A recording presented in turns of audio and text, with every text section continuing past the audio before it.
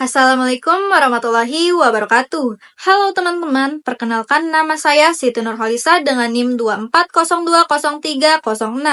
Saya dari kelompok 1 yang akan mewakili kelompok 1 untuk mempresentasikan teori keperawatan menurut Florence Nightingale. Di sini ada biografi Florence Nightingale. Florence Nightingale seorang perawat pelopor perawat modern, penulis dan ahli statistik. Ia dikenal dengan nama bidadari berlampu, The Lady with the Line, atas jasa-jasanya yang tanpa kenal takut mengumpulkan korban perang pada Perang Crimea. Di semenanjung Crimea, Rusia, Florence Nightingale menghidupkan kembali konsep penjagaan kebersihan rumah sakit dan kiat-kiat juru perawat. Ia memberikan penekanan kepada perhatian teliti terhadap keperluan hak pasien dan penyusunan laporan mendetail menggunakan statistik sebagai argumentasi. Perubahan ke arah yang lebih baik pada bidang keperawatan di hadapan pemerintahan Inggris. 2 bayi perempuan dilahirkan di tengah keluarga William dan famili Nightingale dalam suatu perjalanan panjang keliling Eropa. Partnov, anak pertama, lahir di Napoli, Yunani. Putri kedua diberi nama sesuai dengan nama sebuah kota di Italia. Tempat dia dilahirkan pada tanggal 12 Mei 1820 di Florence. Dan Florence Nightingale dibesarkan dalam sebuah keluarga kaya yang tinggal di luar kota, London. Dikelilingi pesta-pesta yang terus berlangsung, sebuah rumah musim panas bernama Lea Horse dan tamasya ke Eropa. Tetapi pada tahun 1837, pada usia 17 tahun, dia menulis di buku hariannya. Dan pada saat Florence berusia 24 tahun, dia merasa yakin bahwa panggilannya adalah merawat orang sakit. Tetapi pada tahun 1840, para gadis Inggris terhormat tidak akan bersedia menjadi perawat. Pada masa itu, perawat tidak melebihi fungsi sebagai pembantu yang melakukan semua pekerjaan di rumah sakit, termasuk rumah sakit umum.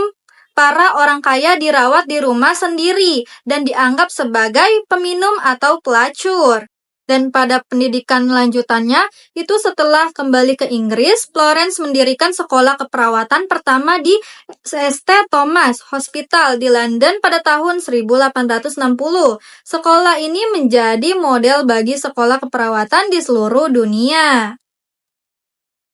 Nah, di sini Florence Nightingale melanjutkan pendidikannya itu dengan secara penulisan dan penelitian. Beliau juga menulis banyak buku dan laporan mengenai keperawatan dan manajemen rumah sakit yang berkontribusi pada pengembangan teori dan praktik keperawatan. Selanjutnya di sini ada karir seorang Florence Nightingale. Beliau pendidikan dan awal karirnya itu pada tahun 1800-an awal. Florence berasal dari keluarga kaya dan berpendidikan tinggi. Ia menerima pendidikan di rumah sakit dengan fokus pada bahasa, matematika, dan ilmu sosial.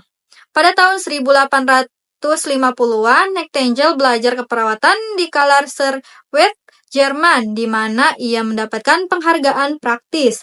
Dan lanjut lagi pada akhir hayat Florence Nightingale ini, pada 1900-an awal, meskipun mengalami masalah kesehatan yang serius, Nightingale terus menulis dan berkontribusi pada bidang keperawatan hingga akhir hayatnya.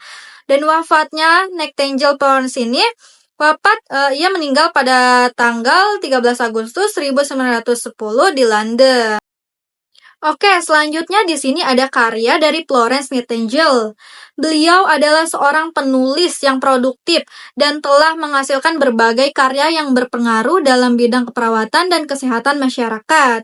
Berikut adalah beberapa karya pentingnya. Yang pertama ada Notes on Nursing, What It Is and What It Is Not, 1859. Buku ini memberikan panduan dasar tentang keperawatan dan pentingnya keperawatan pasien. Yang kedua ada Notes on Hospitals. Itu pada tahun 1859-an.